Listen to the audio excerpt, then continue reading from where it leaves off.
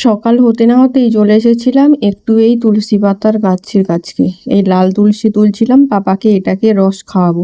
সকাল থেকে দেখছিলাম বেশ কাশি হচ্ছে, কফও হয়ে গেছে দেখে মনে হলো। তারপরে তো তুলসী পাতার রসটা ভালোভাবে বের করে নিয়েছি, আর এবার একটু মধু মিশিয়ে ওকে খাওয়াবো। এটা কিন্তু সত্যি বাচ্চাদের জন্য খুব ভালো। তবে হ্যাঁ, 1 বছরের আগে কিন্তু ডাক্তার বলে দেয় বাচ্চাকে কিন্তু মধু খাওয়াতে না। আর আজকে মেঘলা ওয়েদার, সকালটা বেশ মেঘলা আর বেশ বাতাস দিচ্ছিল, দেখতে পাচ্ছ।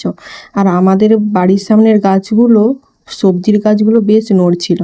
এখানে লাগিয়েছিলাম ওই ধরো ভেন্ডি গাছ, আর তার সাথে বেগুন গাছ। পাপা আর আমি বাইরে বসেছিলাম, আর ওর শরীরটা আজকে অতটা ভালোও নেই গো।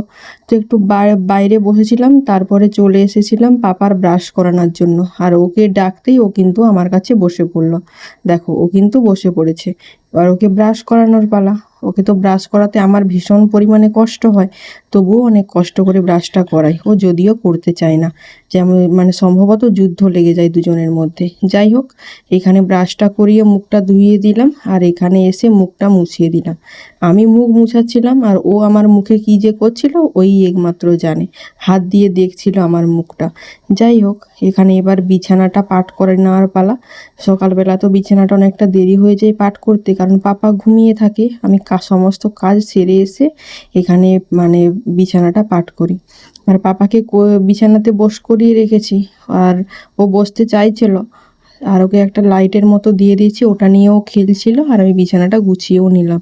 আর এদিকে এটাও ব্যালকনির জানলাটাও খুলে দিচ্ছিলাম, বেশ বাতাস দিচ্ছিল।